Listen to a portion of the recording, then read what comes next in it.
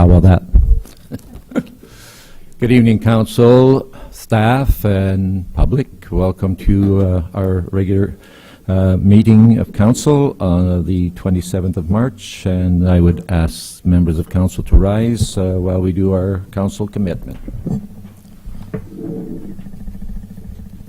We are grateful for the many gifts which have been bestowed on Penetanguishene and its citizens, including the gifts of freedom, opportunity, and peace that we enjoy. May we be worthy custodians of all that has been entrusted to us. We ask that all in attendance and those who could not be here assist us in promoting good government. May our decisions as members of council be enlightened, and may we all be strengthened in our awareness of our duties and responsibilities. May we be granted the wisdom, knowledge, will, and understanding to preserve the good fortune of the town for the benefit of all and to make good laws and wise decisions. Thank you.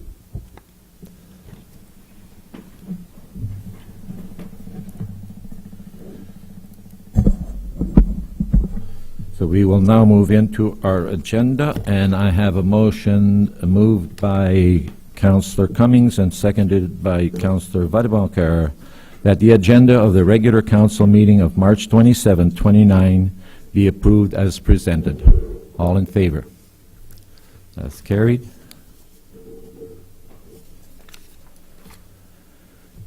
Declaration of pecuniary interest, if anyone has one, so declare. If not, at the proper time. We move on to number 5, which is deputations and presentations.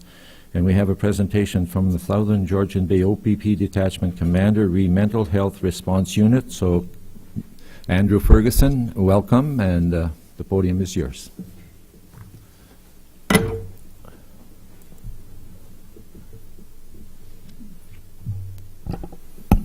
Good evening, Your Worship, members of council, staff, and members of the public. Thank you for fitting us in on your agenda. I'm here tonight with a colleague, Sherry Allen.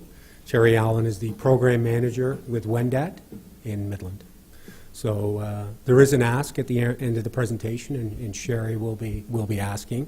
However, I'd like to give Your Worship and council an overview of a 6-month pilot that was commenced October 1st and actually concludes at the end of this week, March 31st, 2019.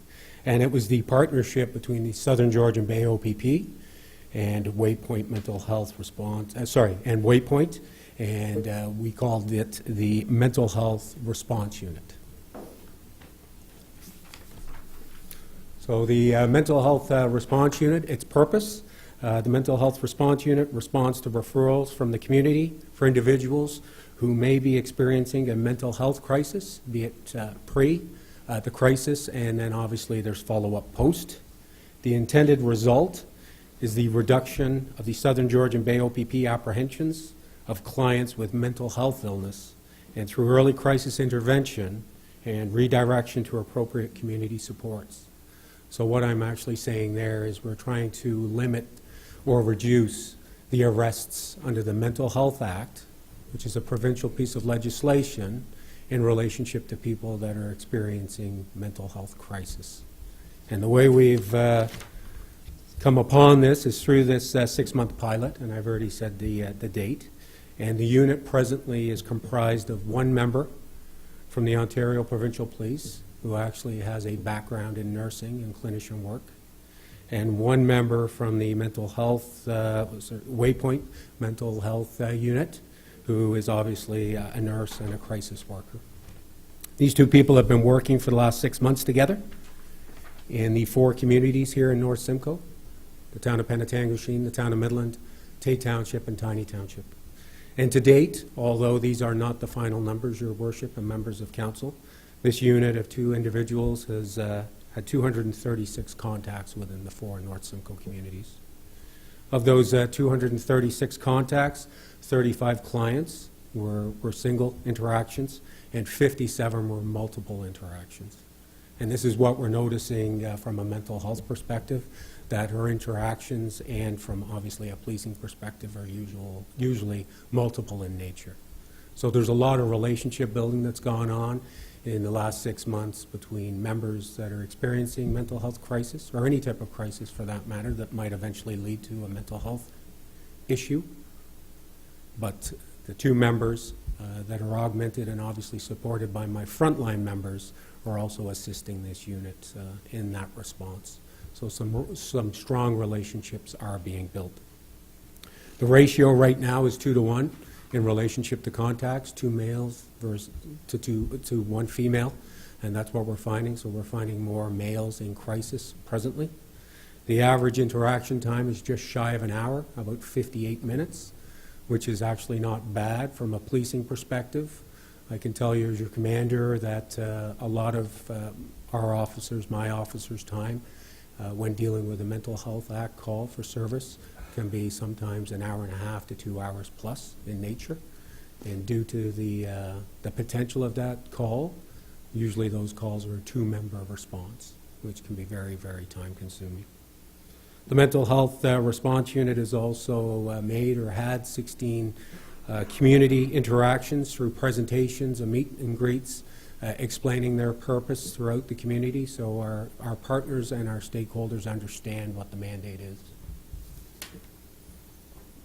So just from an analytical perspective, and again, these numbers I'm not anticipating to change greatly, but just shy of 10% in Tiny Township in relationship to our response, just over 10% in Tay Township, 22% in the town of Penetanguishene, and 58%, just shy of 60% in the town of Midland.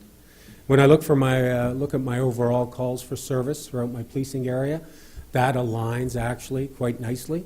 So when we look at the Mental Health Response Unit and where they're heading for their calls, I'm not taken off guard by these numbers. Obviously, we're spending a good chunk of time in Midland in the town of Penetanguishene, and we're spending about 20%, 10% in Tiny and 10% in Tay. So the benefits so far from the Mental Health Response Unit, there's been a decrease in the rate of obviously our apprehensions within our communities, which is a good thing, because obviously these folks are in crisis and they need the support services that our communities can provide them. We've got referrals happening to the Mental Health Response Unit from members, from my members that are on the road that are working their appropriate zones. They're actually seeing issues, and before those issues fester, they're actually engaging the unit. We've obviously got a timely response happening to folks that are in crisis, be it pre, be it post, or be it at that moment in time when the crisis is actually happening.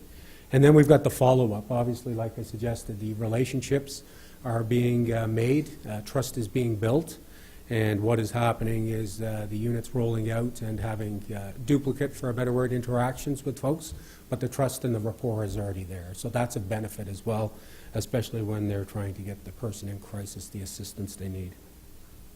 Obviously, it's freeing up my frontline officers so they can respond to other calls for service throughout the detachment area, although they are the first responder if someone's in immediate crisis, but the Mental Health Response Unit is not far behind. And I can't stand here and tell you that the wait times for these folks in crisis are decreasing, but what I can tell you is it's assisting with the wait times because the relationships are also being built between the unit, the security department, and the staff, the medical staff at Georgian Bay District Hospital.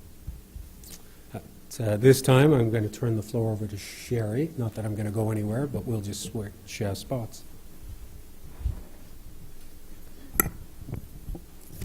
Thank you for letting me speak. I wanted to add something to Inspector Ferguson's comments there. We were told by the security staff at the hospital that they noticed a marked decrease in the people that, those people who would be reoccurring people or coming there very often has drastically reduced. So that's allowed them to see other patients, and the Emerge department has been exceedingly busy the last little while.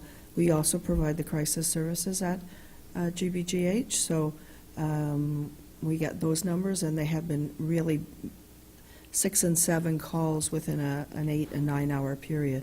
So that's an awful lot of work when they spend 2 to 3 hours with one person. So as of April 1st, the Ministry of Health and Long-Term Care and the LIN, the Local Health Integrated Network, will be providing us with a .4 FTE to Wendat. The whole LIN got offered these positions. It's not just us. Aurelia got a half. Innisfil got a half person, .5. Barrie got a full. Parry Sound Muskoka area got a .4 also. That was only based because we had asked for a lot more money, and that's all they had to give us. So as of April 1st, we have a new partnership. What we're looking for from the community, we need to make it a full-time position. We need $36,000 to make it a one FTE. And with Penetang's portion of the $36,000, we're asking Penetang for $7,920.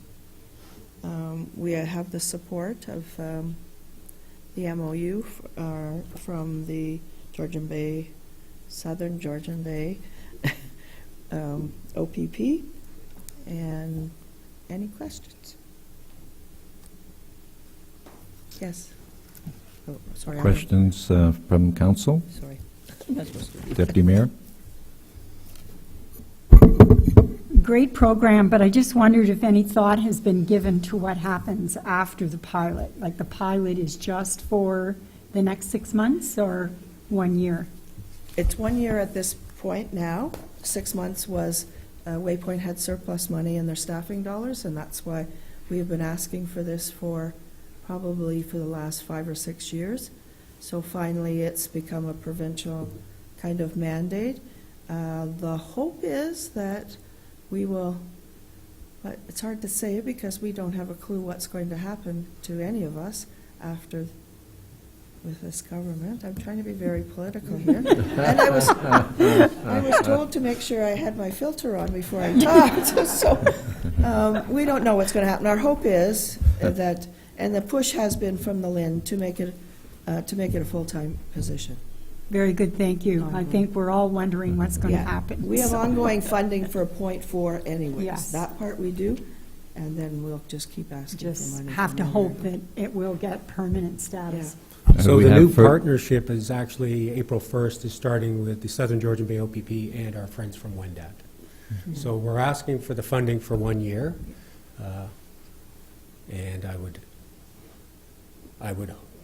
would hope I can ask for your assistance in lobbying for maybe some continued funding from the government as we move forward. But what I'm hoping, or what we are hoping collectively, is to now take this pilot, make it into a 1 year full-time program, obviously gather more analytics, more information, the benefits to all four of the North Simcoe communities, not only the communities, but to your policing. And I can assure council and his worship that the OPP is not asking for any money. I'm not asking for any money.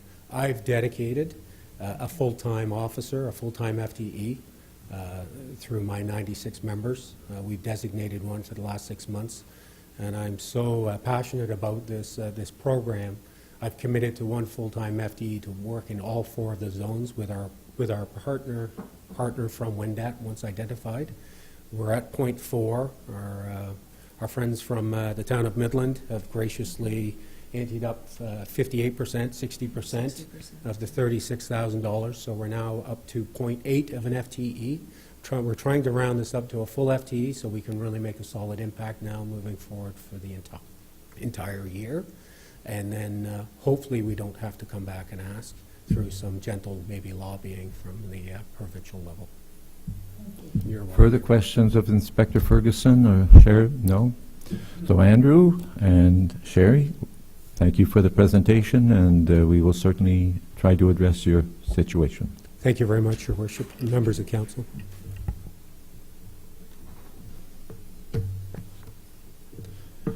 So next on our agenda, we have a presentation from Southern Georgian Bay Family Physician Recruitment. David Grabel, welcome.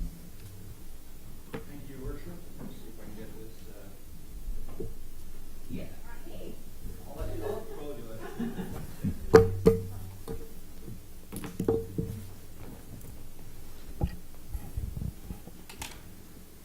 Perfect. Thank you.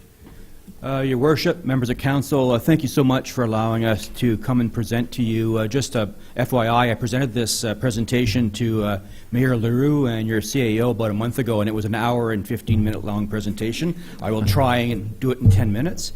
I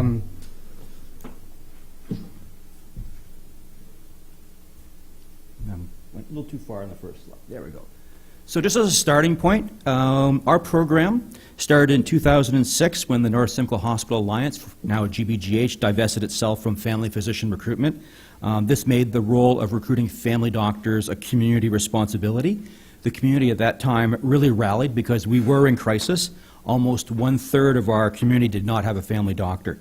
Volunteers formed a steering committee, subcommittees, they fundraised, and ultimately hired me in the fall of 26 to lead the program.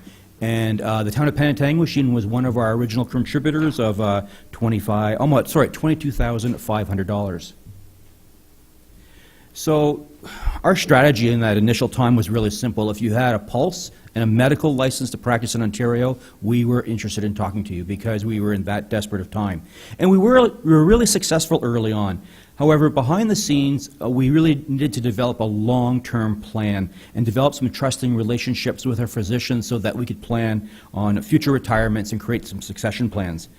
One of the things that happened in 2008 was the financial downturn, and it was actually kind of a blessing for us. It was probably bad for the physicians who are independent contractors, but they actually had to delay their retirements for many years to recoup their lost investment. So it was actually a blessing for us.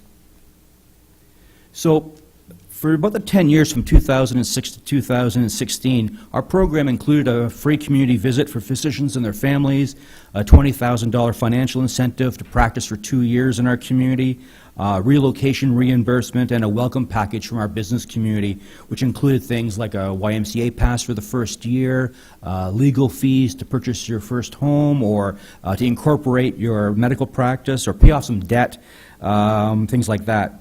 In 2013, after polling our new physicians, we determined that the reason they came was not financial. So we actually eliminated incentives shortly, late 2013. Our community was tasked with fundraising because family physician recruitment is not a hospital responsibility, it's a community responsibility. So when our program was developed, we staged events like the Mayor's Day in support of family physician recruitment with keynote speakers ranging from Shelley Ann Brown, an Olympic silver medalist, all the way to the commissioner of the OPP, Chris Lewis. We also held the Glenn Howard Charity Golf Classic. And then we also had great supporters from the Rotary Club of Midland, the Cedar Ridge Classical Pops, and other donors that kept our program running. Beyond recruitment, we really focused on retention and staging annual events like the Physician Appreciation Week, our live radio show on the Dock and Kicks FM, newspaper supplement in the Mirror, children's art, working with them on school projects, and then of course delivering cupcakes to all the doctors' offices and clinics. And I'm not really sure about the health choice of cupcakes, but it seemed to work. So here we are now in 2019. We've come full circle. And we actually are now recruit ER doctors, surgeons, and as you may have read in the local paper last week, we're now actively recruiting 2 OBGYNs.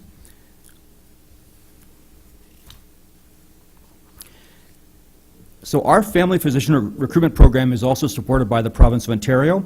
They actually host a really magnificent jobs portal called hfojobs.ca, and they support physicians who set up full-time practices in rural communities, and that's I'm going to get a little bit into the weeds here. It's called the N3R program, or Northern Rural Recruitment and Retention Initiative. And the criteria for this program is based on what's called the Rurality Index of Ontario. And I said I'm getting into the weeds. There's actually a pretty substantial matrix. And the benchmark is the number 40. And if you're under 40, you're not considered rural. And if you are above 40, you're considered rural. Midland's 38, Penetanguishene's 42, and Tiny and Tay are 43. So if a physician setting up a full-time practice in Penetanguishene will get a little over $80,000 over 4 years in taxable bonus from the government. That same doctor practicing in Midland gets 0. It's very unfair, but Penetanguishene actually benefits from that. We have 5 recruitment any marks for being from Southern Ontario to apply to the Northern Ontario School of Medicine. So now our young people from our region are considered on an equal footing to apply to the Northern Ontario School of Medicine to get into medical school. As I said, our recruitment program is about our docs teach, and we have actually worked really hard behind the scenes, Dr. Ralhan, Dr. Galiski, of making this area a premier rural academic training site in Ontario. And some of the success from our recruitment through education strategy are people like Dr. Ian Wegg and Anila Matai, Dr. Mott, Dr. Choi, Chin, Abawi. Mackenzie Blake was an easy one, I have to admit. She's from Midland originally. Dr. Sarah O'Connell, who practices at Bayside and Penetanguishene, and then Drs. Darwish, Kutini, Cochrane, and Comstock. Dr. Cochrane and Comstock are now practicing in Barrie because she started to have a lot of kids, and decided to be close to her parents in Barrie. But Dr. Colin Cochrane still practices palliative care in our community. Tracy Sarmiento was our first Northern Ontario School of Medicine clerk a number of years ago. When I first met her, I thought she was going to be a great family doctor, but through her time here, she fell in love with psychiatry and applied to the University of Toronto, got a psychiatry residency, and has signed on to work at Waypoint starting next year. So that full circle is proving itself with the Northern Ontario School of Medicine, which is only 12 years old, and we've only been involved now for the past 4.5 years. Annually, we host other events called Rural Medicine Week, where we have first-year medical students experiencing rural medicine for the first time. We actually teach them various things in clinics at the hospital, in the community clinics, and over at Waypoint. Our other strategy is peer-to-peer recruitment, where we actually ask our new recruits to act as ambassadors to their colleagues from medical school or from the other community they've come from. We also do traditional recruitment, postings on HFO jobs, going to recruitment fairs, residency retreats, things like that. We also do a lot of relationship building with our own doctors, but also with all the other recruiters in the LHIN. I also am a former board member of the Canadian Association of Staff Physician Recruiters. I was actually honored to be their award recipient for their Lifetime Achievement Award in 2017, and now I actually mentor new physician recruiters who are now joining this profession. Millennials spend a lot of time on social media, online. We don't post in printed publications anymore. It's all online. So we have a robust website, georgianbaydoctors.com. We spend a lot of time on social media, on Twitter, on LinkedIn, connecting with physicians. In 2017, early 2018, our steering committee did a deep dive into our program. It had been a decade. So we did a community consultation, we did a strategic planning exercise, we did a physician needs analysis again, and we did a financial analysis to determine our actually financial and recruitment needs so that we could meet our objective, which is to ensure everyone has a family doctor. So during those discussions, it was determined that any financial plan involving our municipality should be based on a fair, equitable basis and based on our actual need. We should only ask for the dollars that we actually need. So this and based on excellent fundraising and prudent financial management, we were actually carrying a surplus from year to year of over $100,000. So what we did 2 years ago is we stopped doing community fundraising and started drawing down that surplus, and that brings us to our formal request from the town of Penetanguishene today. So this financial plan reflects an annual budget where all North Simcoe municipalities contribute to family physician recruitment based on those principles of fairness, equity, and actual need. So here's how I came up with these numbers. I started with a formula of $1 per person based on the 2016 census, but that actually was going to raise too much money. So then I started looking at how we could be more fair and equitable. And as you know, Midland and Tunney Township have been the primary and consistent payees since our inception. Penetanguishene dropped off 4 years ago, and Tay has only contributed to our hospitals' capital campaigns. So in this plan, we've reduced the town of Midland from its contribution of $22,000 to $14,000. We've asked Tani to reduce from $10,000 to $7,500, and Tay will be asked for $7,500. And after all those machinations, the only community that really kind of stayed in the ballpark of the 2016 census was Penetanguishene. Your census in 2016 was 8,900. We've made it rounded down to 8,500. The rest of our funds would come from Springwater's annual golf tournament, hopefully another large infusion from the Rotary Club of Midland. We get money from the Rural Ontario Medical Program, which is called ROMP, money from the Northern Ontario School of Medicine, and as I said, drawing down our surplus from the Huronia Community Foundation. If we're not successful with this plan, then we'll have to look back at community fundraising once again and resurrect our fundraising committee. Now, you have to buy in. You also have to sell this to your residents, and here's where I throw some numbers at you. In 2012, our National Association asked a renowned professor from the University of Guelph's Rural Economic Development Program to look at the economic impact of physician recruitment in rural communities, and Dr. Alan Lozon used the Windsor-Essex region as an example, and he determined that the return on investment from physician recruitment was over 194%. It was staggering. He commented at our national conference that communities should view physician recruitment should view physician recruitment as a strategic economic investment and not a handout. It gets better. We asked him again in 2017 to dig even deeper, and he did. He, along with 2 grad students, looked at a 3-year window, looked at more data, and actually determined that the return on investment was over 600%. Even if it's not even close to that. I was really impressed with the 194%. So overall, the money spent by our recruitment committee, GBGH and Waypoint, not only has a massive benefit in terms of our health care, but also in the vitality of our community from an economic perspective. And by the way, I have shared Dr. Lozon's complete study with the Economic Development Corporation of North Simcoe. They were very interested in the results. So I'm winding down. I like this slide because I look around the room and I look at myself, and we are getting a little older, but so is our physician community. We actually have a number of retirements coming down the pike. We have 8 to 12 family physicians that need to be recruited. And unfortunately, the replacement ratio for a retiring family physician is about 2 to 1. There's a number of factors to that, but I don't have enough time to get into it. But if we did nothing, we'd put about 14,000 people in our community at risk. That's exactly where I was in 2006. And I don't want to go through that again. So our priorities are looking for people who want to take care of the elderly, that are interested in working at our hospital as well as in the community, and are interested in teaching and leadership. And if you think of the folks that do teaching and are leaders in the medical community, those are the people who are nearing retirement. So we want to make sure that we replenish those people. We have been extremely successful. From the family physician perspective, over the last 10, 11 years, we've recruited over 35 family doctors who have done either full-time, part-time, or filled in for mat leaves, which is one of my biggest challenges right now. I have a lot of young family physicians going on maternity leaves where I need coverages for 6 months to a year. And the hospital has been really successful in recruiting specialists to serve all of our departments.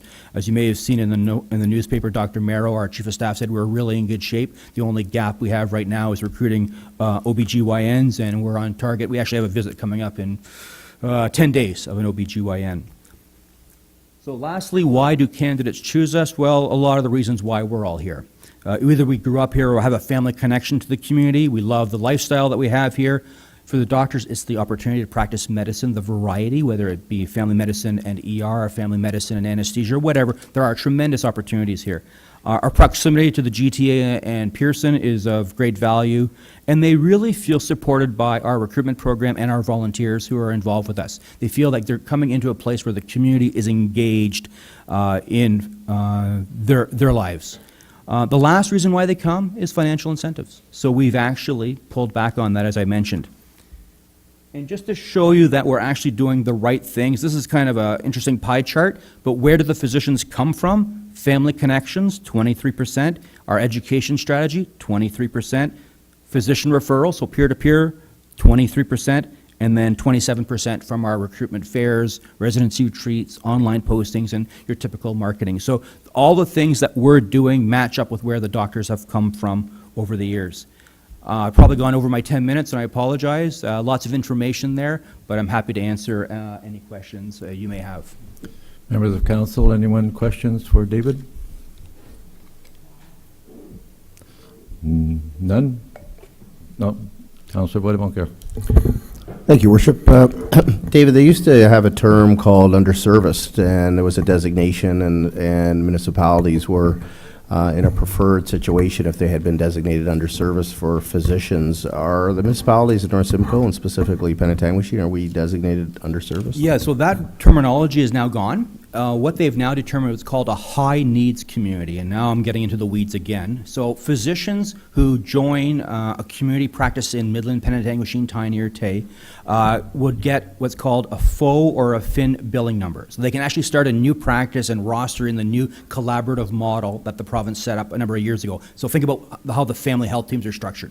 We are still considered a high-needs community, but you cannot get a new phone number if you're in Toronto, Ottawa, or London. And the reason, so here you can basically roster patients to get paid right away, whereby in those larger cities, you actually have to go through the old method of fee-for-service and basically have the mill and see 50, 60 people a day and run it as fast as you can to make more money.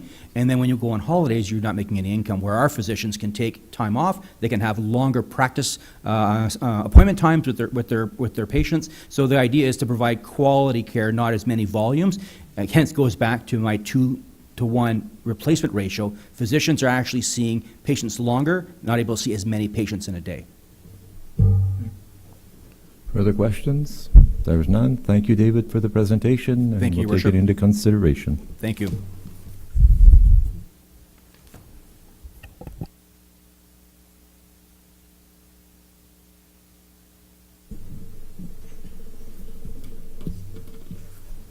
Okay, moving on to number 6, adoption of minutes not already confirmed, and it is moved by Councillor Boisdeboncoeur and seconded by Councillor Cummings that the following minutes of council meetings be confirmed and adopted as circulated. Regular Council of March 13th, 2019, and Committee of the Whole, March 13th, 2019. All in favor? Carried. Thank you.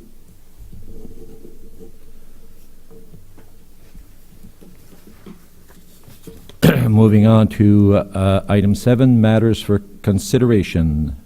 The recommendation from Penetanguishene Police Services Board Mental Health Response Unit that 22% or $8,000 of the cost of FTE in order to fund the Mental Health Response Unit project be approved in principle. Mr. CAO. Thank you, Your Worship. I just thought maybe I'll provide a few comments about this just to I think probably members of council understand. This motion was presented on February 22nd to Police Services Board. Councillors Mayotte and Councillor Cummings are both members of Police Services Board. And essentially a very similar presentation to what our friends this evening presented was presented to Police Services Board at the time. The board did support the motion in principle, subject to the funding piece. In terms of the funding piece, through consultation with our treasurer, the $8,000 can be funded in a variety of mechanisms should council wish. But the suggestion from staff is from a policing reserve that currently has in excess of $225,000 in it. So it's a stabilization reserve. So under the premise that this is an initial ask, with the intent being that hopefully it be sustainable in another mechanism through the provincial government, certainly there's ample funding there should council wish. So with that, I'll turn it over to you, Your Worship. Thank you, Mr. CAO. So we do have a motion that is moved by Councillor Cummings and seconded by Councillor Boisdeboncoeur that 22%, $8,000 of the cost of FTE in order to fund the Mental Health Response Unit project be approved in principle. Questions or concerns? Councillor Boisdeboncoeur? Thank you, Worship. I'm just curious in terms of the in principle part. I'm glad to hear the explanation with respect to the funding. It seems that the funding is available. Is there anything that we need to know that needs to come back, and that's why it's in principle, or is it something we can just deal with this evening? I'd like to understand the in principle component. Thank you. Through your worship, this is actually the motion that the Police Services Board passed, and they passed the motion in principle. So the motion essentially that council, and I'm kind of looking over to our clerk here, but I think the motion from council would be to endorse this motion from Police Services Board, which is essentially with no further caveats or no further attachments to it, but perhaps I'll let our clerk elaborate. Thank you. Absolutely. Certainly the recommendation was included based on what was recommended from the Police Services Board. Again, understanding that council may choose to amend it slightly by removing the in-principle portion and allowing it together. But if council was looking for more information, et cetera, then I would suggest that it remain within principle. Well, then I would ask if any member of council would ask that the in principle be removed.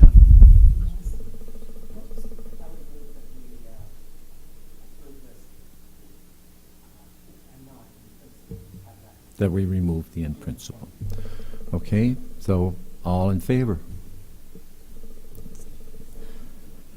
Well, yeah, I need a seconder to the amendment. Councillor Mayat. Okay.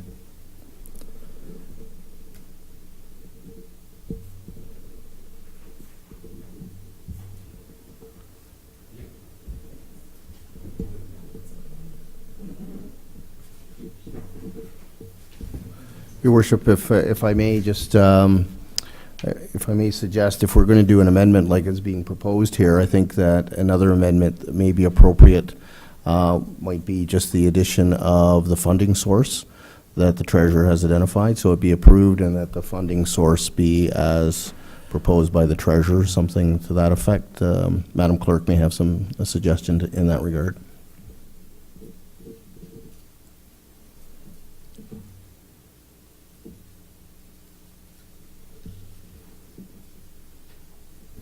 Just one question while Councillor we're Rose. waiting, Your Worship. Just going to ask you folks while you're here, have you gone to Tiny and Tay yet? I am presenting to the County Township Police Services Board in the coming weeks, and I'm scheduled to present to Bay Township on April 2nd. And what would happen if they said no? Would you guys just fund that at 0.8 then? Yes, Okay, and we will continue on with thank you. So, Madam Clerk, do we have a new motion here?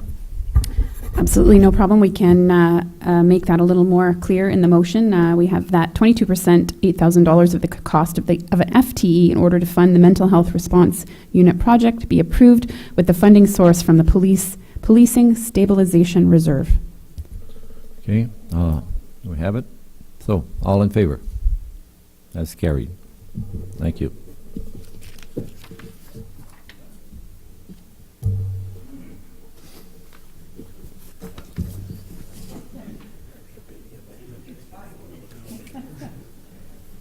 Well, she'll correct it up there.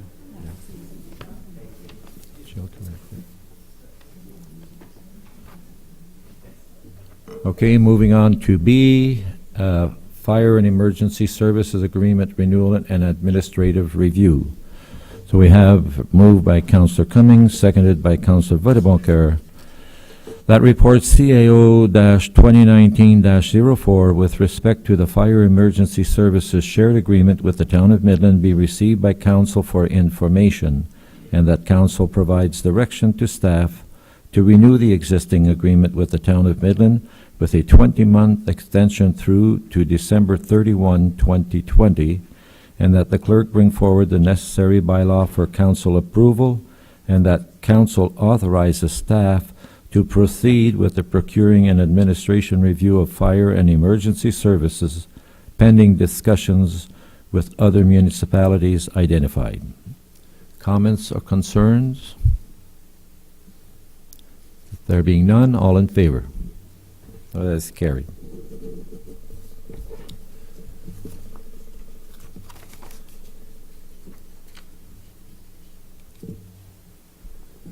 Moving on to presentation and consideration of report of Committee of the Whole. And I have moved by Councillor LaRose and seconded by Councillor Saint-Amand that the recommendations contained within the Committee of the Whole report related to Recreation and Community Services section be approved. Does anyone have any of those that they want pulled? No? All in favor? Thank you. I have moved by Councillor Deputy Mayor Dubo and Councillor Jessica Clue that the recommendations contained within the Committee of the Whole report related to Planning and Development Services section be approved. Does anyone have anything they want pulled there? There being none, all in favor? Thank you. I have moved by Councillor Mayette and seconded by Councillor Levy that the recommendations contained within the Committee of the Whole report related to Transportation and Environmental Services section be approved. Anyone have they? All in favor? I have moved by Councillor Vaudebanker and seconded by Councillor Cummings that the recommendations contained within the Committee of the Whole report related to Finance and Corporate Services section be approved. All in favor? Carried.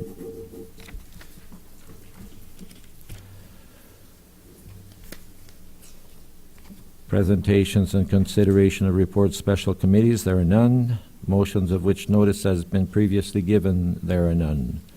Notices of motion, none. We move on to number 12, consideration of bylaws. And we have moved by Councillor Cummings and seconded by Councillor Vaudebanker that the Council of the Town of Penetanguishene introduce the following bylaw 2019-21, and that bylaws to be read a first time and deemed to be read a second time and carried. And the bylaw is that the bylaw is to establish a schedule of retention periods for the records of the Corporation of the Town of Penetanguishene and to repeal the previous bylaw. All in favor? Thank you.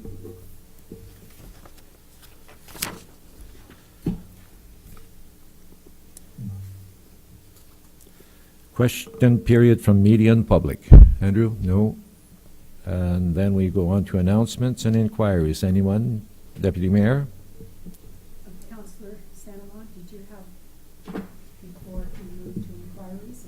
Oh, well, I just had a couple of announcements to make, if possible. Well, okay. Okay, let's, I might go. Last night I attended the Chamber of Commerce Annual General Meeting and Awards Evening, and very happy to report that the Kings Wharf Theatre Group received the Community Support Award.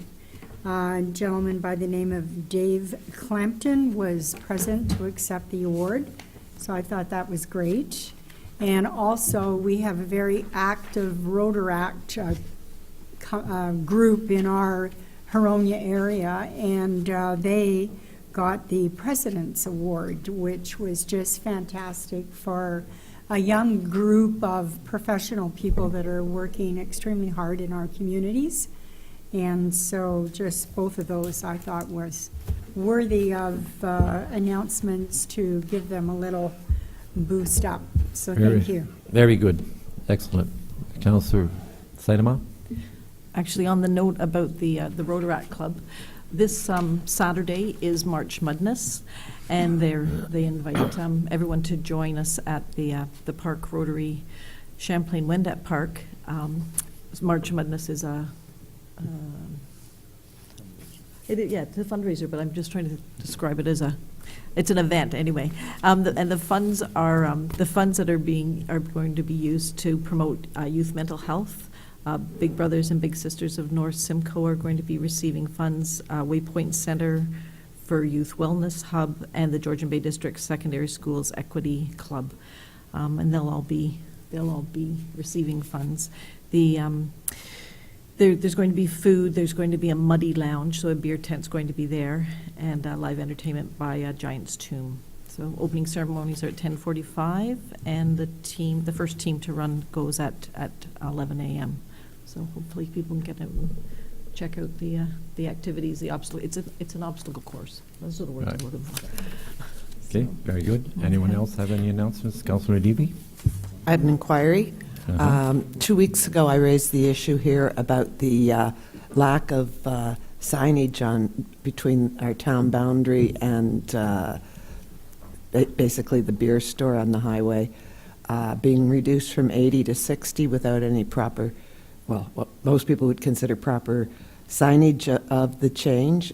I understand the change is temporary for tree cutting along that part of the highway. I haven't seen any improvement, and I was wondering, Mr. Mayor, if we could ask our CAO to update us. Absolutely. Mr. CAO, please. Thank you, Your Worship, and thank you, Councillor Levy, for the inquiry. Following the last council meeting, staff, through our Director of Public Works, Brian Murray, did contact and reach out to the county. After some back and forth conversation and communication, they did agree late last week to put up some message boards that would advise the public of the change. Our understanding is county council policy changed a few years ago, and they no longer were leveraging or utilizing the orange construction signs, but instead they were leveraging and replacing white for white, essentially. So the white speed zones to white speed zones signs. Following that communication from the county that they would utilize the message boards, council will recall that I did reach out to you folks late last week and did advise that that was their intention and that we expected to see that change occur early this week.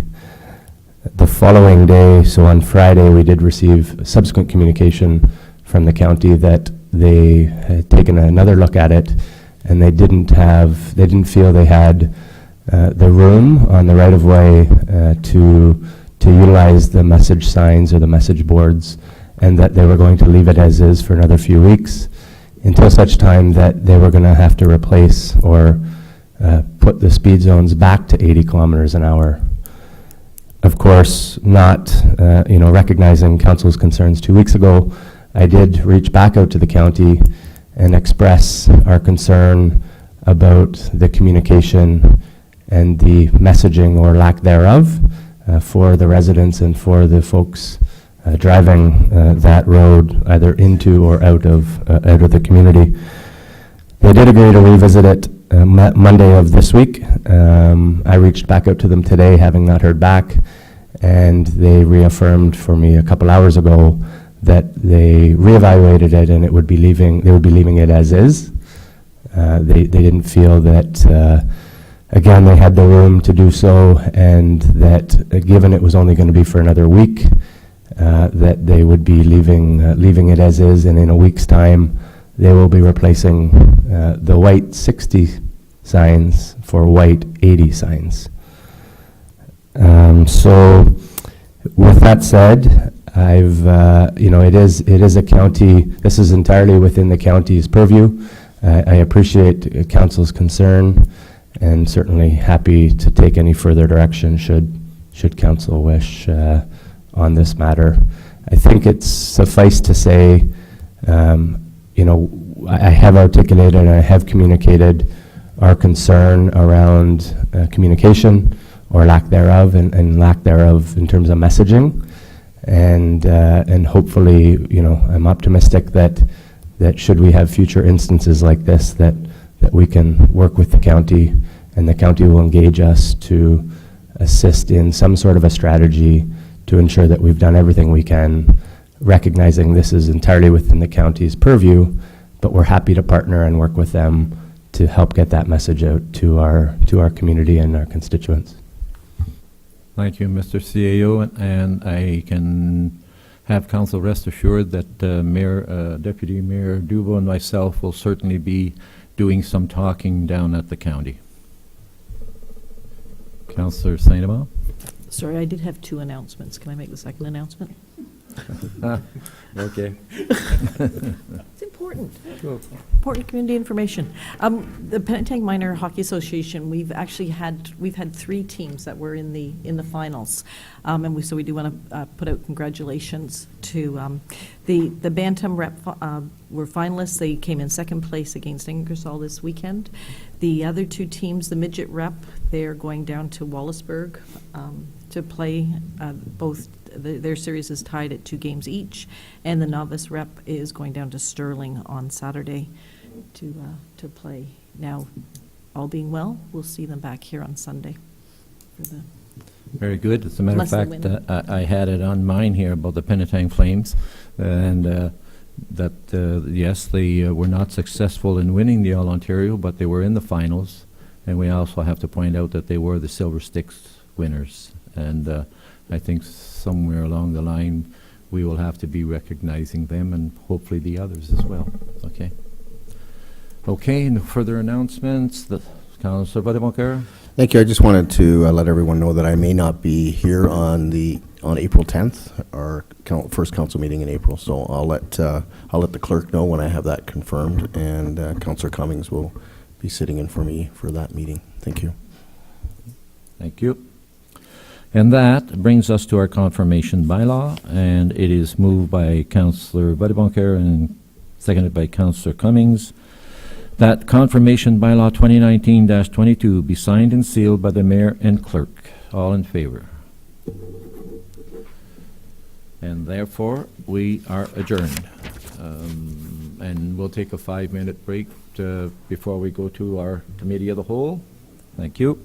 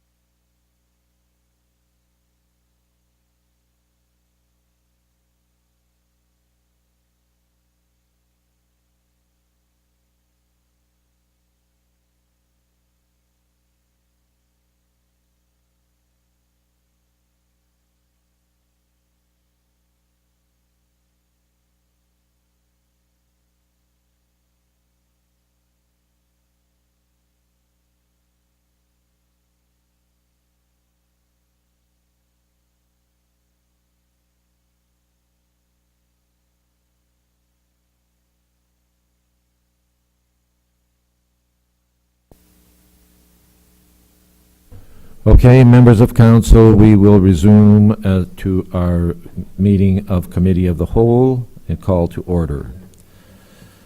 So, approval of the agenda. Committee of the Whole agenda, March 27, 2019. Recommended action that the Committee of the Whole agenda for March 27, 2019 be approved as presented. A mover, Councillor Sainema. Seconder, Councillor Clue. All in favor. Declaration of pecuniary interest, if anyone has one, so do it, and if not, at the time. Presentations and delegations, all sections, we have none.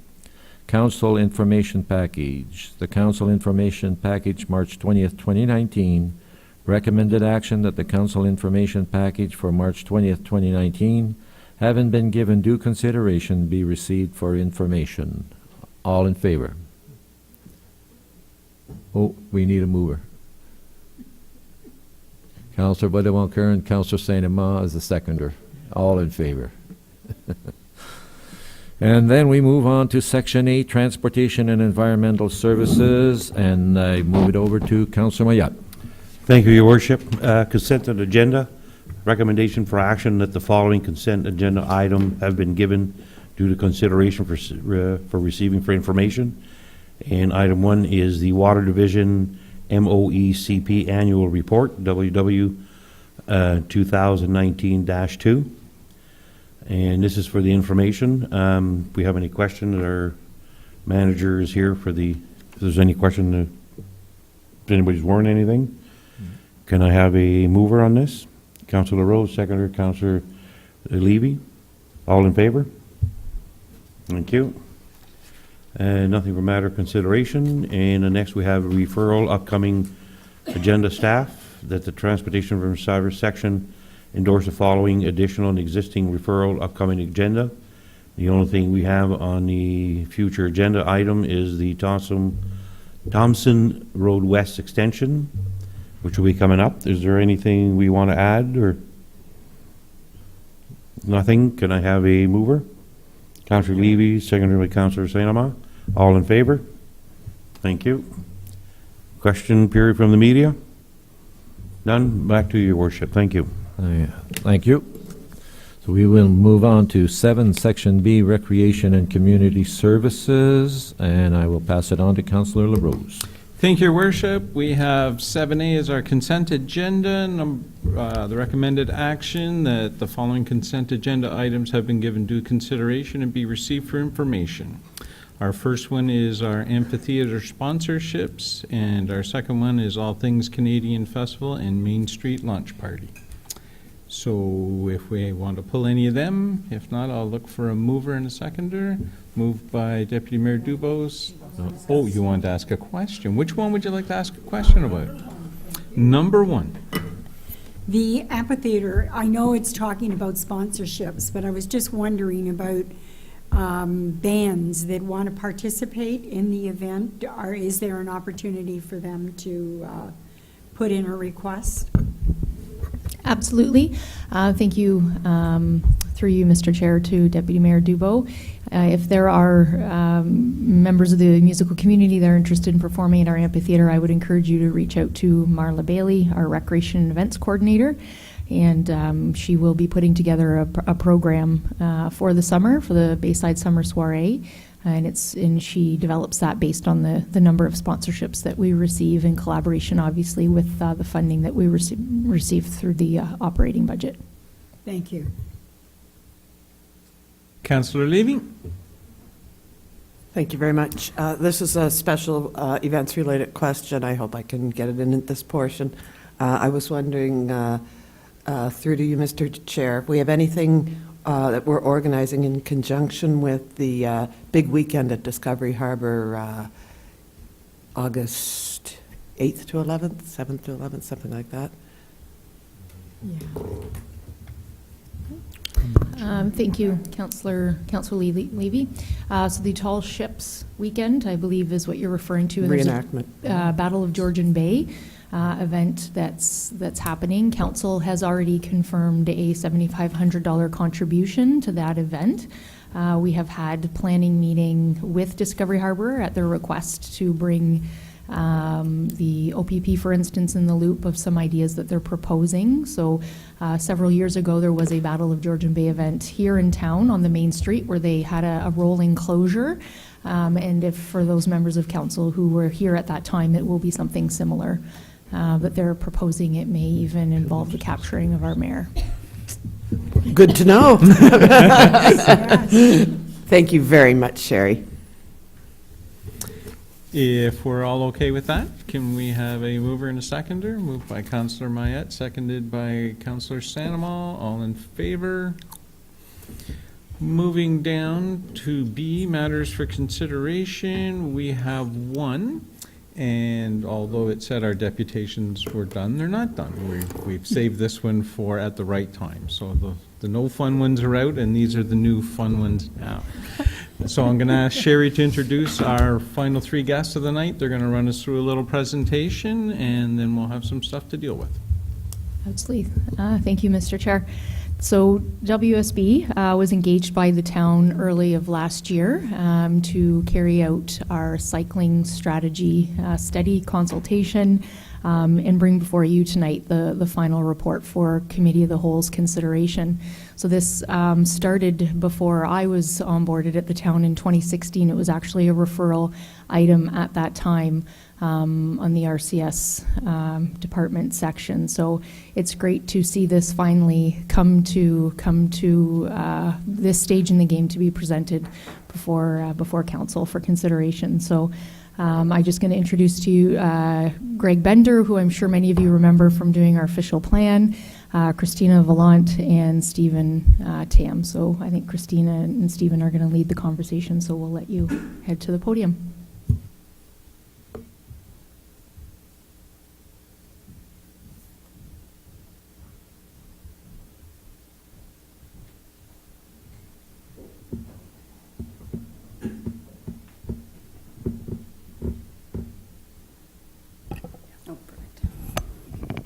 Good evening, Your Worship and Council. Thank you for having us here tonight. We are pleased to be presenting on the Town of Penetanguishene cycling strategy.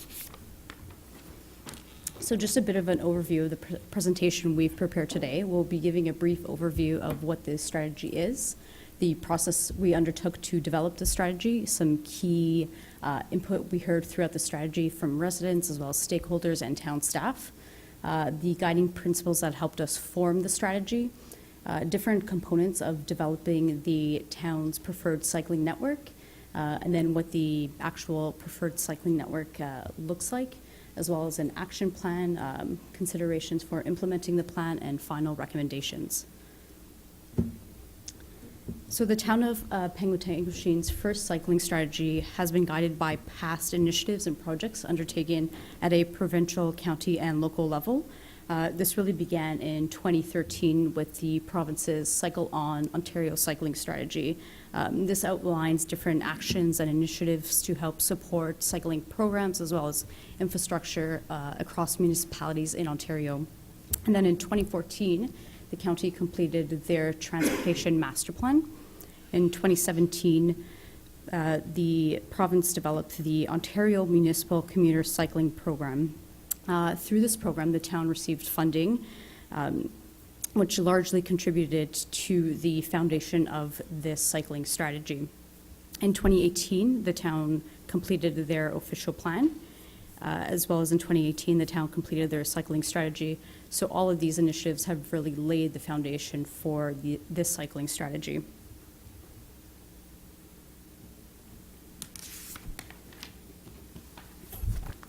It was important at the beginning of the study to set out the expectations of what the study is and what the study is not. So it was very clear in terms of the intent and the purpose to all those involved, not only in the development of the study, but those who would be involved in the implementation beyond the lifespan of the study. So the plan is a long-range blueprint. It is a tool to help facilitate implementation, as well as a communication tool not only for town staff, but its partners. And really, it is meant to be used as a guide to help future decision-making. The plan is not a schedule of capital projects. It is not a feasibility study for specific projects, and it is not a prescriptive policy document, And I think most importantly, it's really not a commitment to any funding or cost. The strategy was developed in 3 phases starting in June of 2018. As part of the first phase, we looked at existing policies as well as existing conditions to get a better understanding of the cycling context within the town. As part of phase 2, we started to identify potential candidate routes that could form part of the town cycling network. We investigated those routes in the field. Then we worked with town staff as well as stakeholders and members of the public to refine these routes and identified a preferred cycling network, and ultimately to identify appropriate facility types for these routes. We are currently in phase 3, so we've drafted the cycling strategy and we're here today to present on it. And it's just important to note that throughout the study duration, we provided opportunities for town staff, stakeholders, and members of the public to engage and provide their input.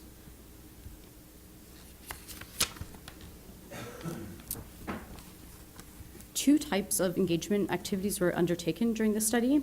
The first one being online engagement, where people had the opportunity to provide their input in an interactive manner.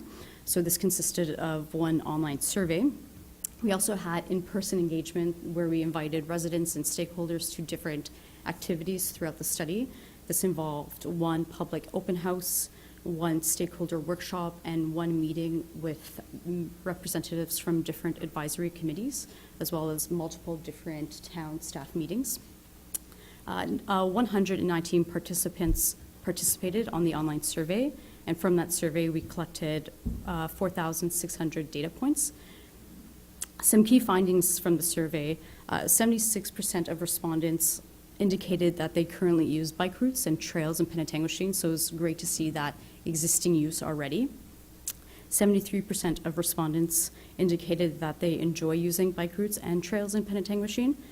And some of the top priorities identified from respondents for the plan were to improve the quality of life, providing destinations to cycle to, and connecting to parks and recreational areas. And through the in-person engagement, we had a total of 27 attendees and over 60 written comments received. As part of the initial stages of the study, we developed a vision and a set of objectives that were intended to reflect the town's aspirations for cycling. So the vision statement is meant to reflect an aspirational goal, and the set of objectives are action-oriented statements that reflect how to achieve that vision statement. So the vision statement is: cycling is a key component of the town's transportation network. Penetanguishene Cycling Network enhances mobility options for all residents and provides connected, accessible, and safe connections throughout the town. Cycling supports the town's vision to be a diversified, balanced, sustainable community for its residents and visitors. And actually, through the stakeholder workshop we presented a draft vision statement to stakeholders and got them to mark up their input directly on the vision statement so we could really refine it and reflect it to match the needs and the wants of residents of the community. And the objectives are to have a continuous and connected cycling network, to provide recreational, commuting, and tourism opportunities, to enhance the natural and cultural heritage of Penetanguishene, to enhance end-of-trip facilities, which could include benches, bike repair stations, rest areas, and to provide promotional, educational, and outreach initiatives.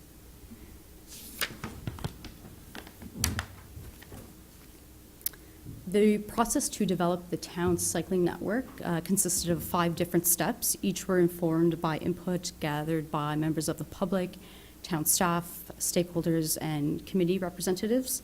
The first stage involved existing conditions, so we want to understand what is on the ground now and what has been identified in previous planning documents, including the town's official plan, the town's trail strategy, as well as Simcoe County's TMP. We then identified a set of route selection criteria to help us guide the selection of new potential routes that could form part of the cycling network. These route selection criteria We're also meant to help achieve the town's vision and goals for cycling to make sure that the routes that were being selected helped aspire to the cycling vision for the town. We then used the results from step 1 and step 2 to identify new candidate routes. In step 4, we investigated these routes in the field. So we investigated routes that were currently on the ground, routes that were previously proposed in other planning documents, as well as new routes that we have identified through the study. And then in the 5th step, we refined the routes to identify a preferred network and potential facility types.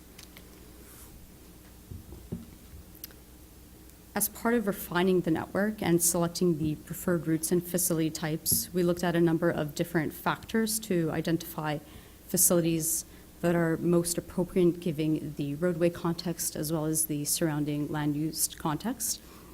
Some of these considerations include the function of the street, the vehicle mix, available space within the road right-of-way, so curb to curb, the anticipated construction cost, as well as the implementation level of effort, who would be using the routes, who do we anticipate to actually be on these routes, the function of the route within the network, any planned roadway improvements that would help us inform our recommendations, the presence of on-street parking and the demand for it, any slope and grade, and geometry at crossings and intersections. We also looked at the volume of vehicle traffic as well as operating speeds to identify a facility type that would be most appropriate for the roadway.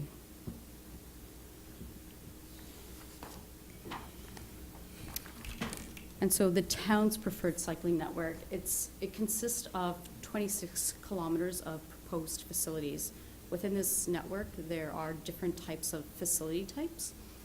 So we've identified 12 kilometers of signed bike routes, 5.3 kilometers of paved shoulders, 5.5 kilometers of buffered paved shoulders, 0.6 kilometers of in boulevard multi-use paths, and 2.6 kilometers of off-road trails. In addition to these routes that were identified as part of the town's cycling network, there were other locations where additional design treatments could help to address barriers, crossings, and transitions, and also help to increase the sense of user comfort and safety.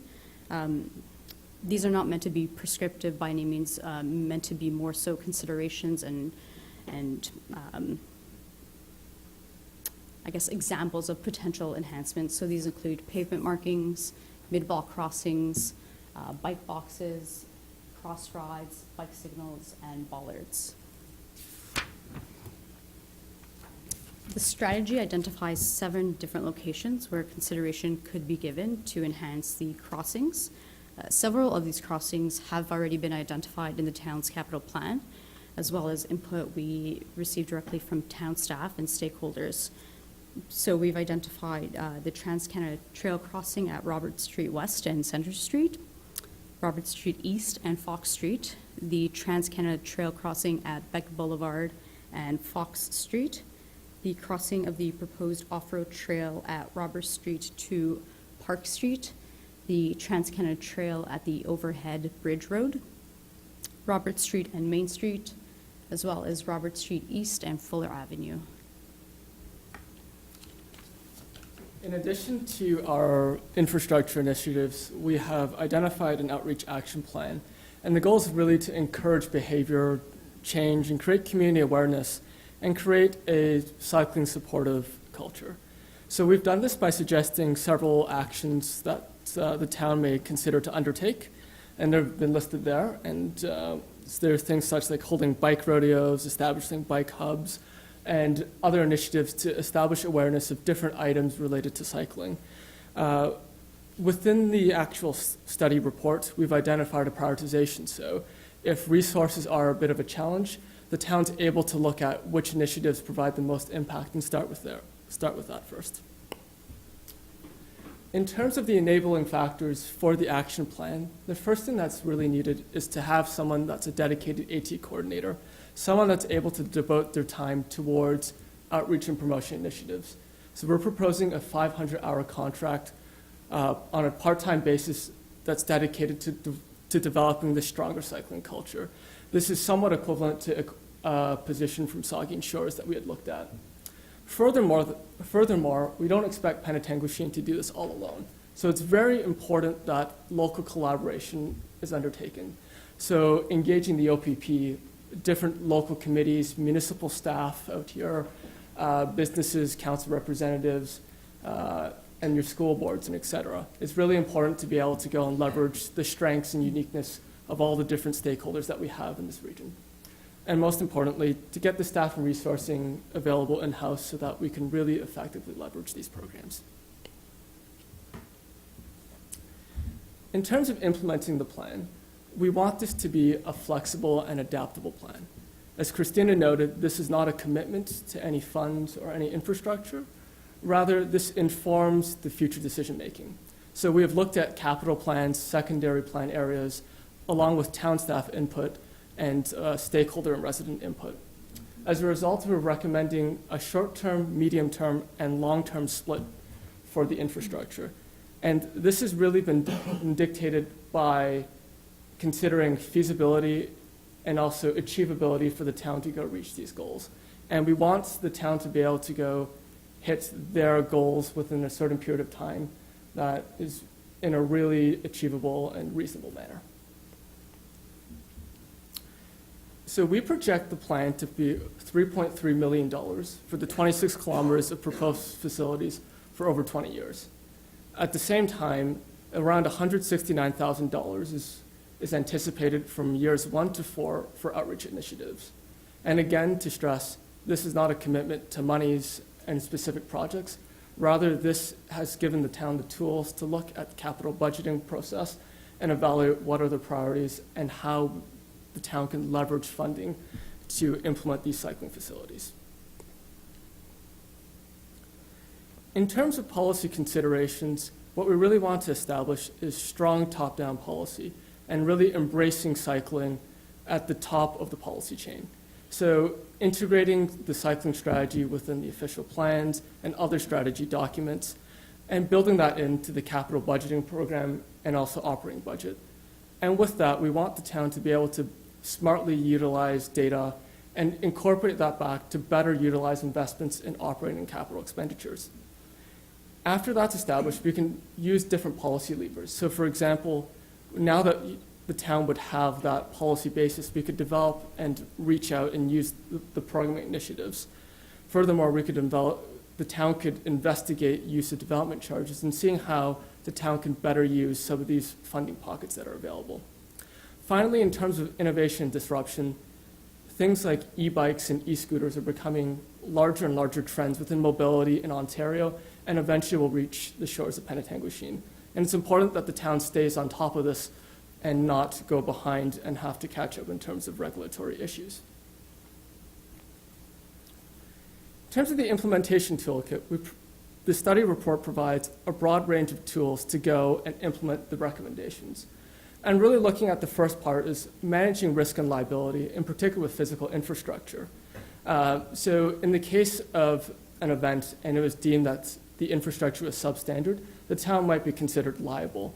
So we recommend several recommendations and strategies for risk management and also practicing good operations and maintenance strategies and habits.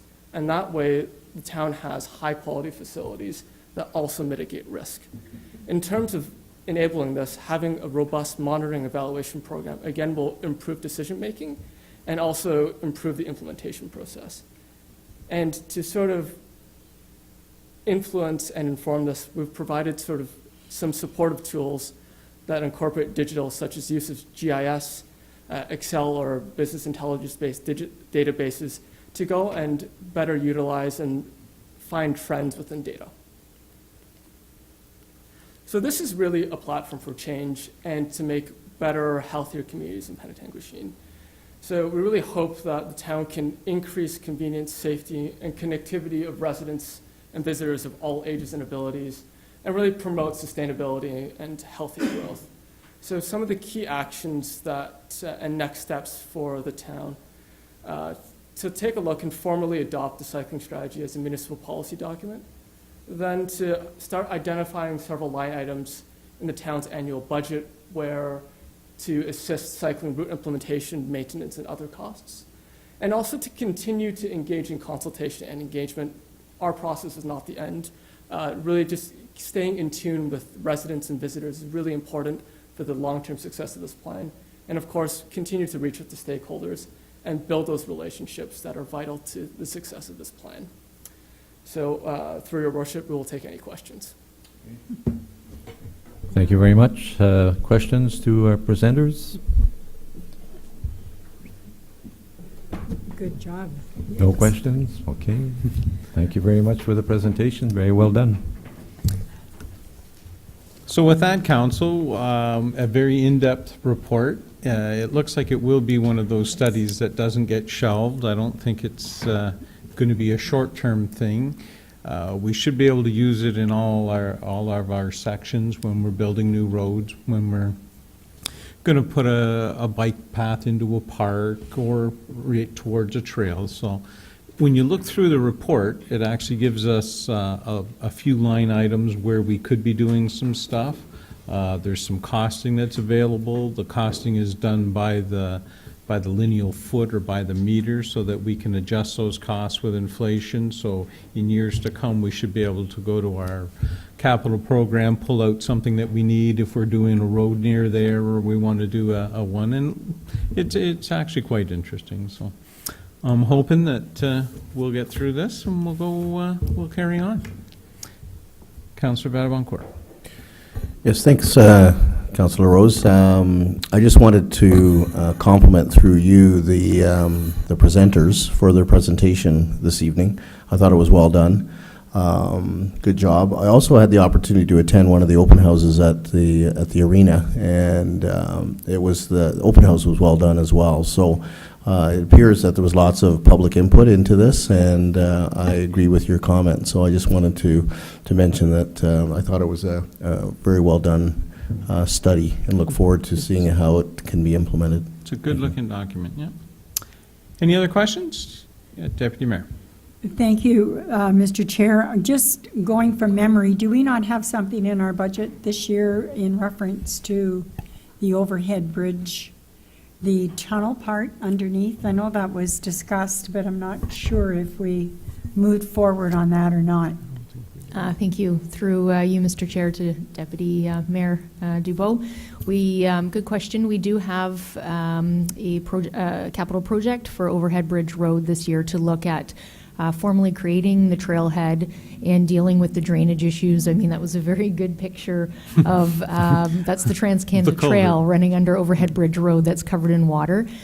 We have a grant application in with the Trans-Canada Trail to actually help subsidize the engineering of that project. So there wouldn't be construction this year if we received the grant. It would be for the engineering, design, and the traffic study to develop the parking area and address those drainage issues. Thank you. You're welcome. Anybody else? So I will go through with our recommendation then is that the cycling strategy as presented as with attachments 1 through 3 of this report be adopted by the town of Penetanguishene as municipal cycling strategy, and that staff use the cycling strategy as a guiding document for program implementation and infrastructure improvements as they relate to cycling in the town of Penetanguishene. And further, that changes to the operating and capital budgets be brought forward during future budget deliberations for council's consideration. So we have a mover of Councillor Sanama, seconded by Councillor Levy. All in favor? And that is passed. Moving on to C, we have referrals to upcoming agendas. I guess we could probably take our first one off. Do we need a mover and seconder to take them off? Yeah, that'll be fine.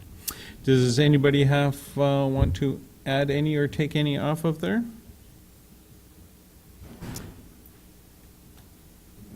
Seeing none, we will carry on. Any questions from the media and public? Oh, we need a mover and a seconder for that. Councillor Sanama and Councillor Mayette. All in favor? Beautiful. And Your Worship, it's back to you. Thank you, Councillor Rose. Moving on to 8, Section C, Planning and Community Development Services, and I will turn it over to Deputy Mayor Dubo.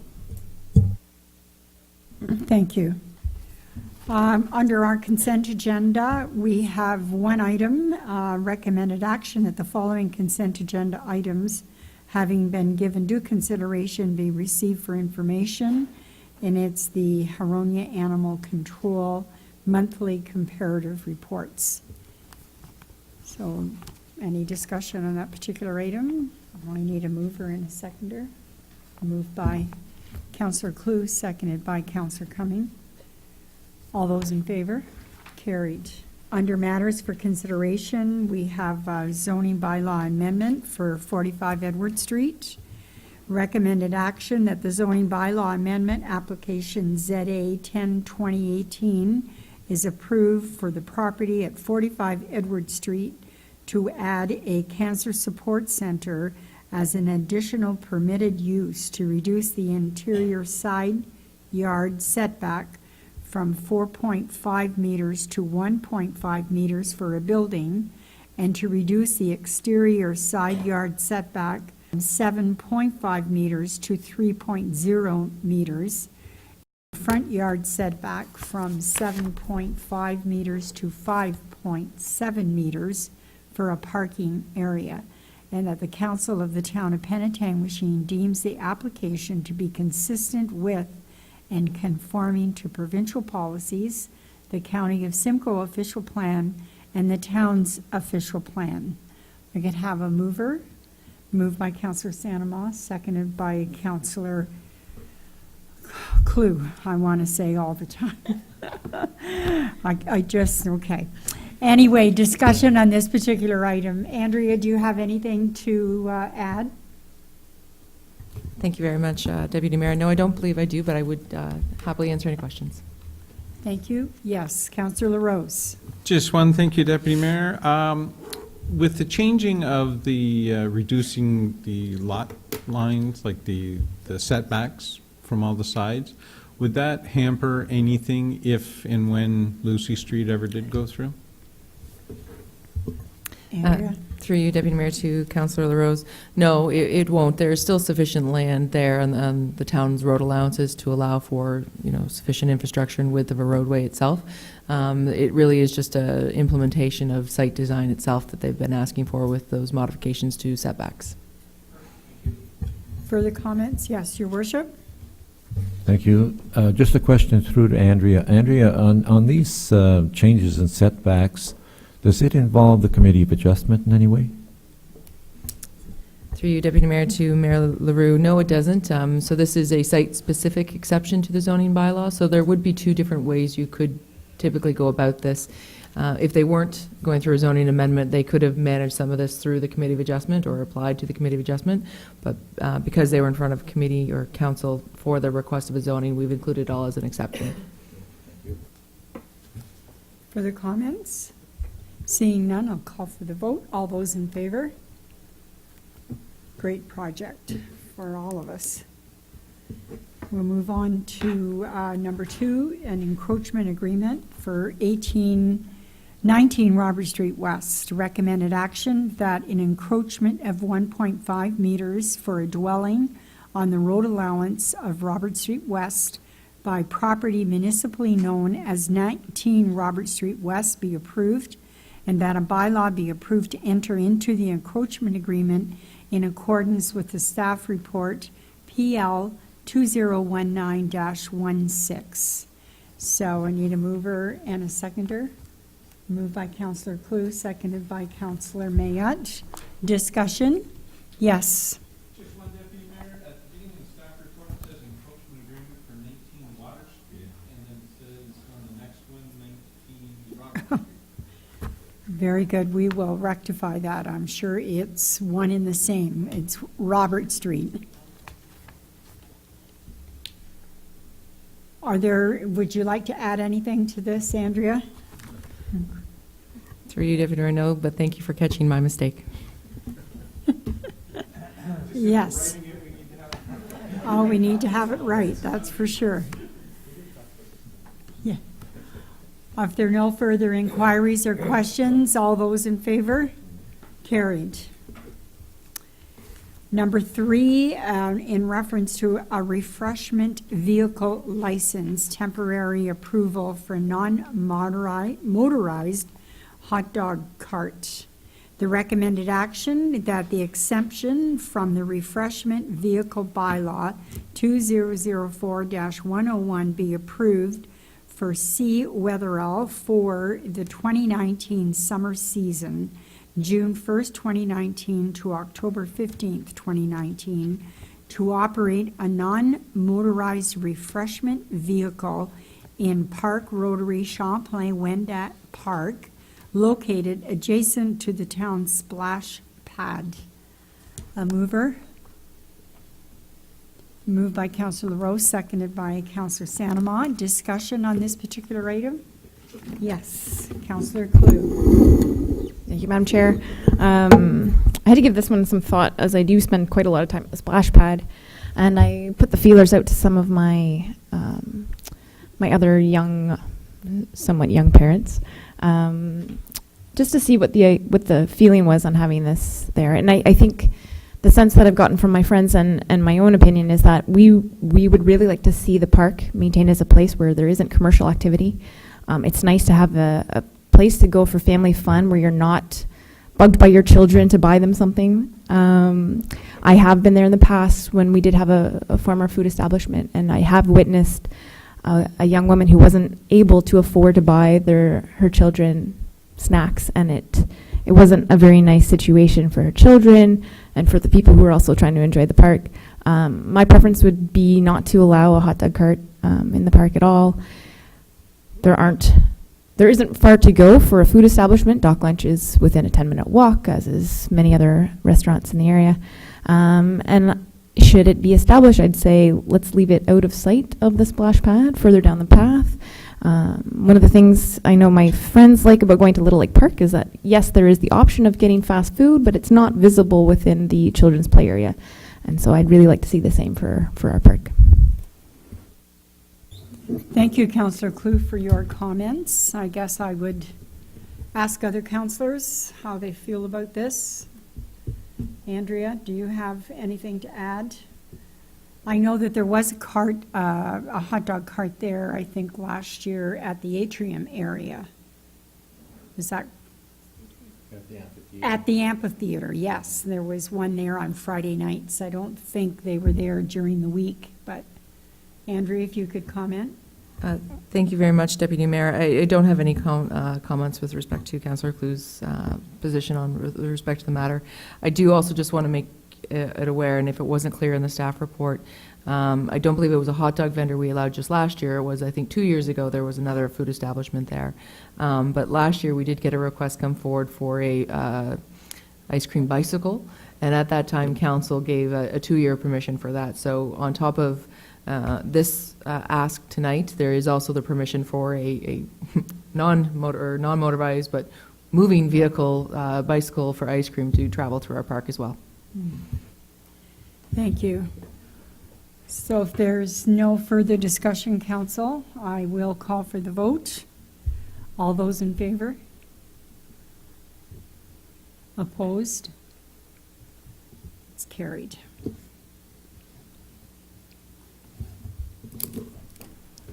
And we have our referral items. Planning and Community Development Service section endorse the following additional existing referrals to upcoming agendas.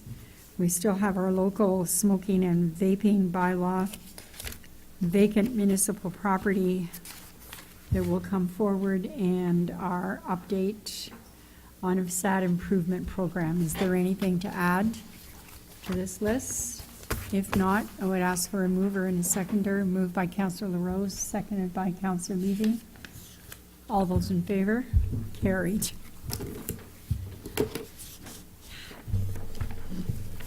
Your Worship, I will send it back to you. Thank you, Deputy Mayor. Go to Section 9, which is Finance and Corporate Services, and I will pass it over to Councillor Valley-Boncoeur. Thank you, Worship. So referring to the Finance and Corporate Services section, we have 2 items under the consent agenda, and it's recommended that the following consent agenda items, having been given due consideration, be received for information. The award of the RFP for the business review of the Huronia Municipal Airport, and the 2018 draft development charges reserve fund continuity schedule. Is there any discussion on any one of these 2 items? Seeing none, may I have a mover? Councillor Rose, a seconder. Thank you, Councillor Sanama. All those in favor? Carried. Thank you. Moving on then to matters for consideration. The first item is a good news story. It's a letter from the Ministry of Municipal Affairs advising that the town is to receive a one-time payment in the 2018-2019 fiscal year in the amount of $649,148 from the Ministry of Municipal Affairs.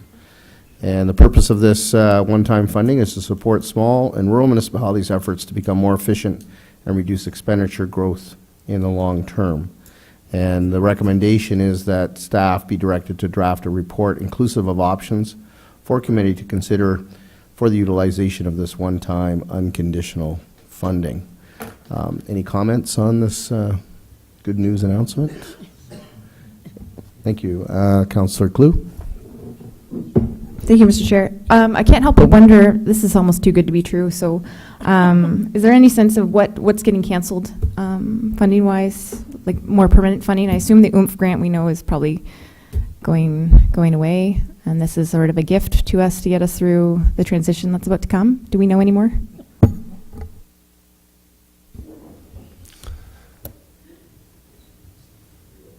Through you, Mr. Chair, I'll attempt to respond to that inquiry. Certainly, from a staff perspective, we've not been given any indication of any cancellation as a result of this funding. There has been a lot of speculation in the past about the OMPF funding and that they were going to be looking at reducing that program. As Council will recall, the 2019 funding envelope, they did announce that there would be no negative changes to that, and in fact, the change to Penetanguishene was positive. We did receive a little additional funding in 2019, so they did maintain a status quo with respect to the 2019 OMPF, but there is a lot of speculation that they will be reviewing that in future years. I did happen to receive a call from our ministry rep late last week after the funding announcement on Wednesday, just inquiring if we received the letter and had any questions. I did advise her I probably would be in touch with some further questions, but primarily wanted to confirm that there were absolutely no strings attached, no reporting mechanism, and no timelines attached to it. And she certainly confirmed all 3 of those questions for me.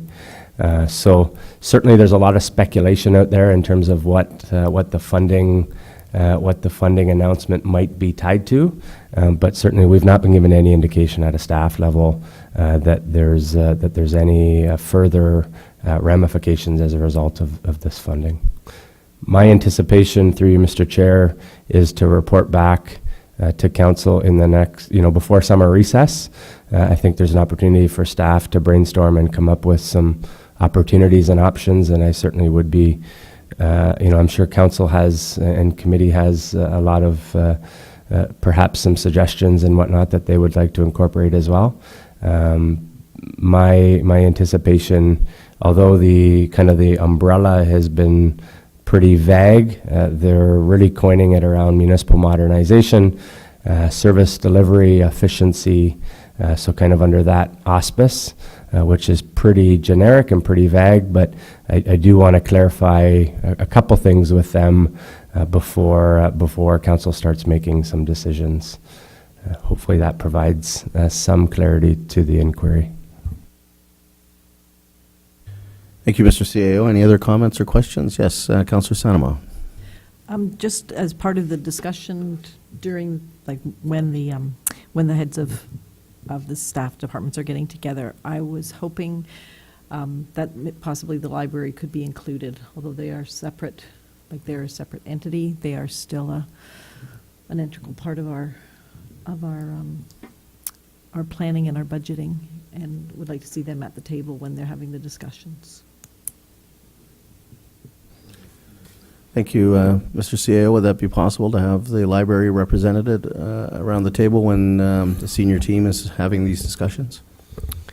Yeah, through Mr. Chair, certainly that's something that we could entertain when we're having the conversation. Thank you. Any other comments? So if the motion is that the letter be received and that staff be directed to draft a report inclusive of options for committee to consider the utilization of the one-time unconditional funding. May I have a mover and a seconder? Mayor LaRue moves it, and Councillor Levy is seconded. Any further discussions? Seeing none, all those in favor?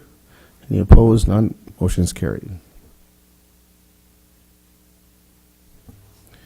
Moving on to the second item under matters for consideration is the financial contributions to community organizations report.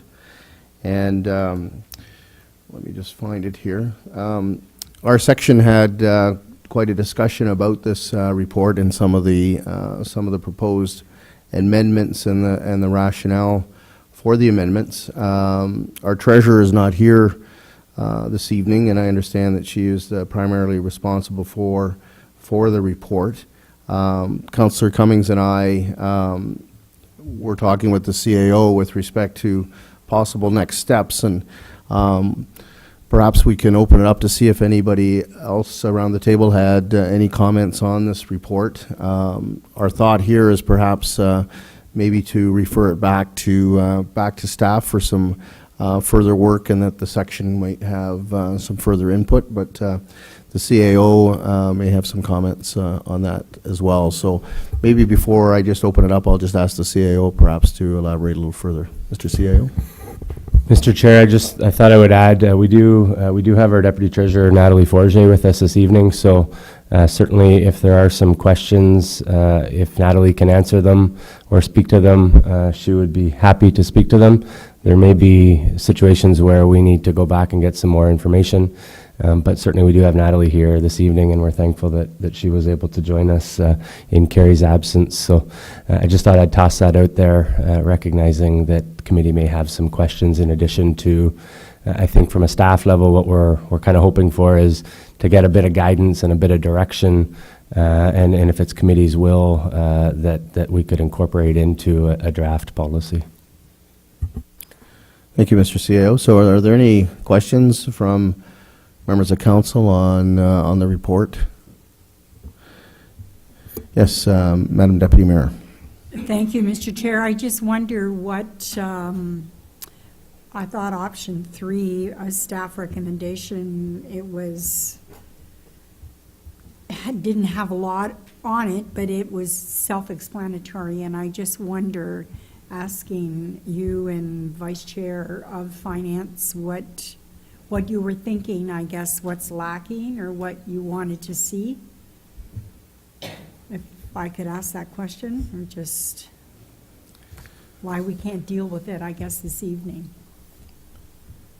Thank you. I'll go first, and Councillor Cummings can chime in if I miss anything. But one of the points that we talked about when we met was the 4-year limitation that organizations can't make a request after they've been successful for 4 years. And we thought that that time limitation was a little bit arbitrary, and we weren't sure of the rationale behind it. We thought that there may be organizations that that could use the funds to provide community services within the town that may need the municipality's help more frequently than every 4 years. So we thought maybe that we might want to look at a merit-based approach as opposed to looking at a year, like a year limitation.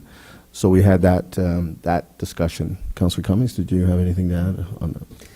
Thank you, Councillor Vadamancourt. The other thing that we discussed was if we were to go with option 3, we would put something in that would allow council's discretion. So it would be at the request of council as well, so that that 4-year period is not a done period, done deal. It's at council's discretion as well. So a statement reading that as well. So if we were to go to option 3, I mean, for years and years, this council didn't entertain donations at all because we're looking at taxpayers paying out of their pocket at the local grocery store and then paying through taxes as well. We mentioned the hospital fund where the county is chipping in money, towns chipping in money, and people are fundraising for the foundation. So technically, the taxpayers are getting hit a couple of times. So we were looking at that option as well. Do we go back to the way it was? Because of these times that we're experiencing right now, a pothole is what we need to fill. Thank you for that explanation. Certainly, I understand your train of thought, and maybe it should go back for further explanation. Thank you, Councillor Cummings. Thank you, Madam Deputy Mayor. Councillor Levy? Yes, I'm not in favor of the 4-year, every 4-year limit, but what I would really be adamant about is seeing all and any requests come in pre-budget. I think it's been more harmful to us in decision-making, trying to deal with these things between budgets. So, I mean, I think we're perfectly capable of saying yes or no, and if there's years where we say no to all of them, so be it. But we don't know what's coming at us, and we don't know what the community needs are from year to year, and councils change. So I think we should leave it at the discretion of council, but with the one proviso that we get these in by a certain deadline. Thank you, Councillor Levy. Your Worship? Thank you, Councillor Fedebunker. I agree with Councillor Levy in the sense that that there shouldn't be a limit, but however, I do like that part in the recommendation 3 of the application. If some members of council may remember years ago, I think Councillor LaRose and Deputy Mayor Dubo, that was part of the process. A person any group who wanted to approach council for any type of donation had to submit an application in writing prior to any kind of approval. That way we don't end up having somebody coming in here 2 weeks or 3 weeks in advance looking for money, and we're not even aware of anything about it. So I think the application thing is a great thing, and I think the period time is also that it should be done within a specific period time. So.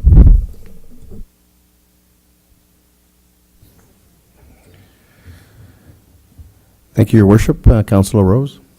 Thank you, Mr. Chair. They're all very good comments. I do like the idea of an application, and I do like a cutoff date. As much as we had a good group tonight that asked us for some funds for a very good and worthy project, and obviously everybody supported it, but it sure would have been nice to have that in November while they're developing the budget. Then we can look and see where the best appropriate way is. We're not always going to a contingency fund or something like that. The other thing, when you guys are redoing the report, because it looks like it's going to get sent back to staff, I wouldn't mind seeing a mechanism in there for how we deal with someone that comes for multiple year funding, whether it be for like the hospice or cancer center or the hospital or whatever, where they come and say, we would like $5,000 a year for the next 3 years to get us to a specific goal. We have to have something like that where we either know about it up front rather than, well, I'm 1/3 of the way through, you guys kind of got to kick in, you did last year, and, you know, we've only bought, you know, I was thinking about the group that was here looking for the community van. You know, we had donated a bunch of money, now here they are a year later saying, well, you gave us 3/4 of the money, but we need the rest to buy it. Well, these plans need to be a little more upfront, so I like the idea of the date, and I wouldn't mind seeing something in there for multiple years, and maybe even look at a maximum. You know, identify some of the groups. I don't know if that would be a good thing to look at, or just leave that right back at council's discretion? I don't know. I would just have the conversation at section, and we'll look at it next time. Thank you, Councillor Rose. One of the other items that we talked about at section was with respect to how these grants are funded. And it has been the town's practice, I understand, and perhaps Natalie can help us in this regard, but I understand that it's been funded from monies that may have been surplus to the municipality from the previous year.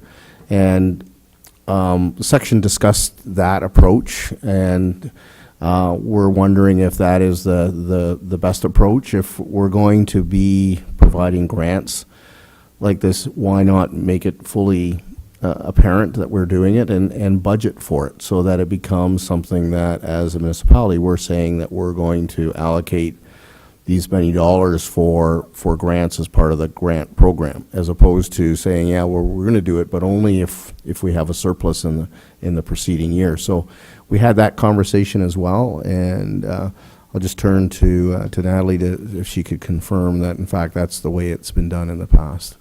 Thank you. Yes, in the past, that is what Carrie advised me, that we were using the surplus from the previous year.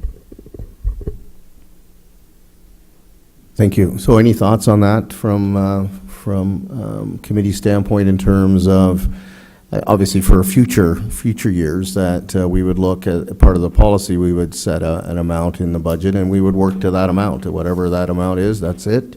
You know, building on what we talked about earlier, there would be an application process that would be done in the fall as part of the budget, and that would be the amount that would be set. So we'd be interested in some feedback, and I saw Councillor Rose's hand. Councillor. Thank you, Mr. Chair. There's good to that and bad to that. If you agree to give away $10,000 a year, there'll be a lineup at the door looking for the $10,000. If I look back and remember correctly, I believe it was only if we had had a good year and we had some surplus. So I'm just wondering whether we direct a surplus to a reserve account to a max, so that it's funded through the reserve each year. So if we had 10,000 and we only gave away 5 next year, in the surplus we add the 5 into the reserve, and then we always have that amount to work with as a max, something like that. I don't know.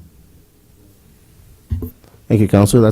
That's an idea worth considering. Any other thoughts on that subject? Yes, Madam Deputy Mayor. Oh, just one more comment, because it's a fundamental change as to what we used to do.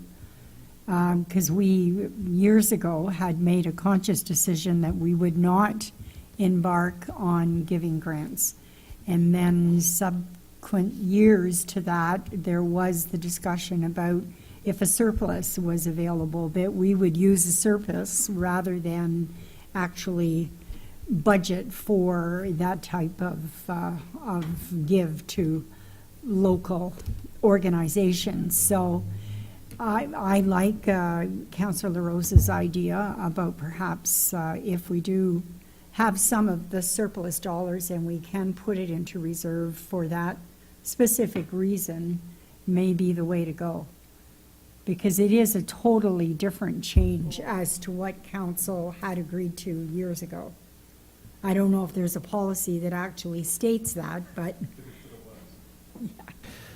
Thank you, Madam Deputy Mayor. And before I go to Councillor Sanamok, Councillor Cummings and I had that exact conversation, because we recall the days when that was the town's policy with respect that we did, the municipality did not provide grants, and that was for many, many years. That was the policy, and that obviously that's evolved, and then now it's been to where if it's a surplus, then we provide grants, and it was just the further evolution of the thinking. But certainly we had that conversation when we met about the policy that used to exist. Councillor Sanama. Thank you. I just, and I'm just learning this process, but I thought that was part of the budgeting, that we had talked about that during our budgeting discussions, that some surplus was going to go into a community contingency fund. Is there, or did I imagine that?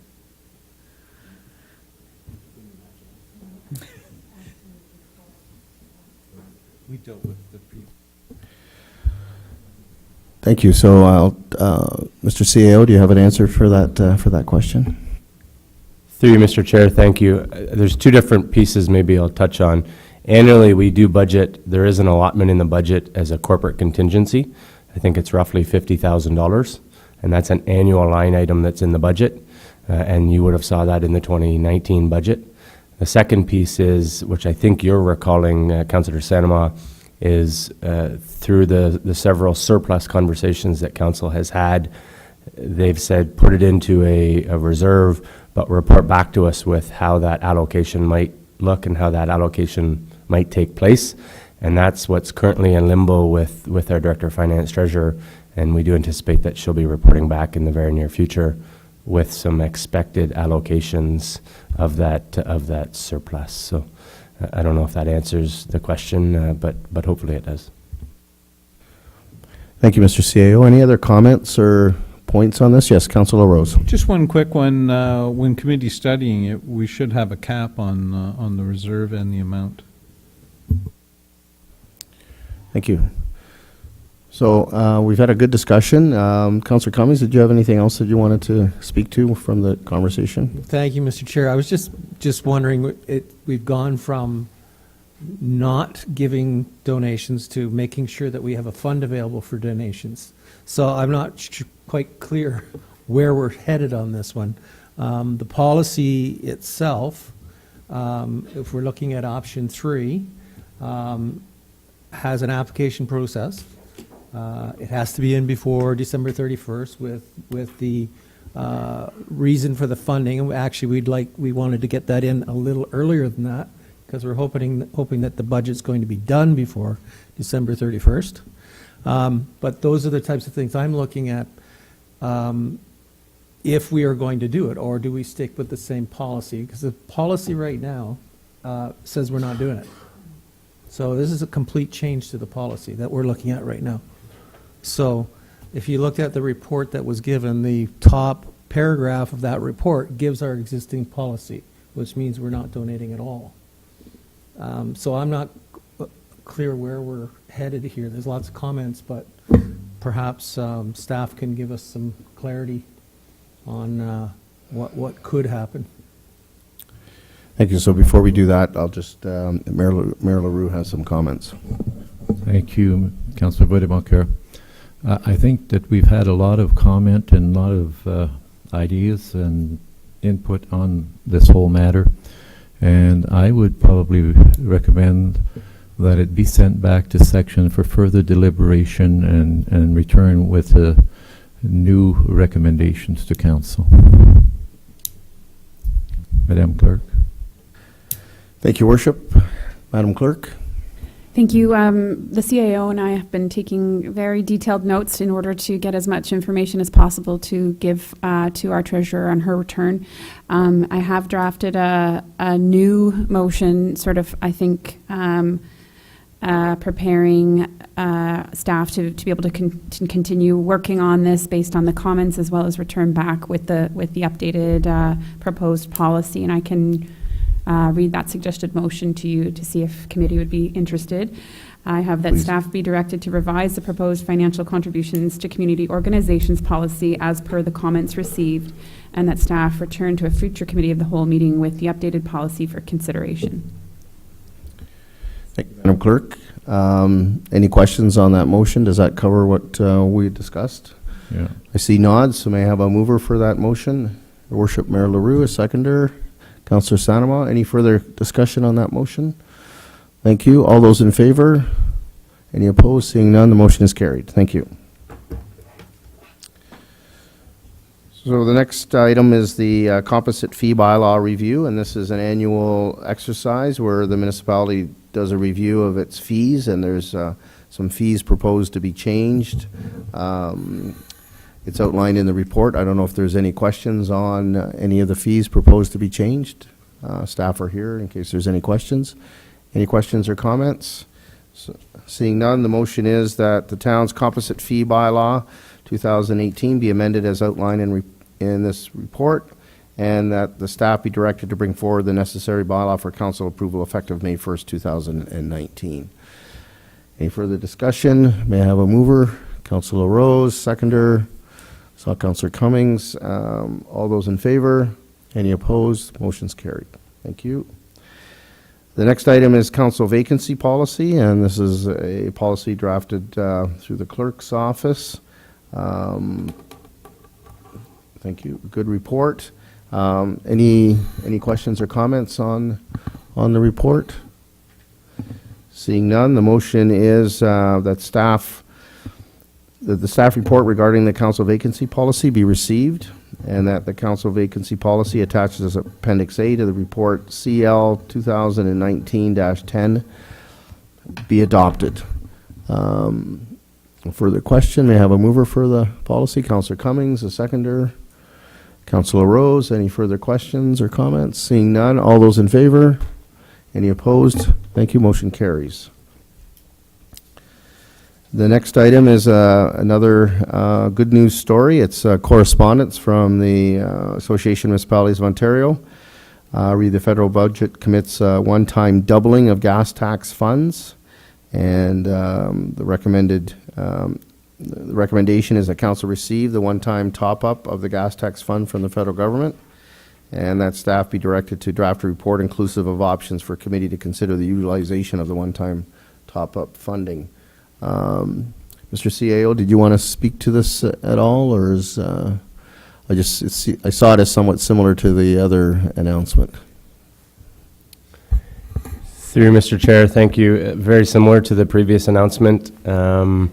Essentially, as I interpret it, or as we interpret it at staff level, it is a one-time funding doubling with our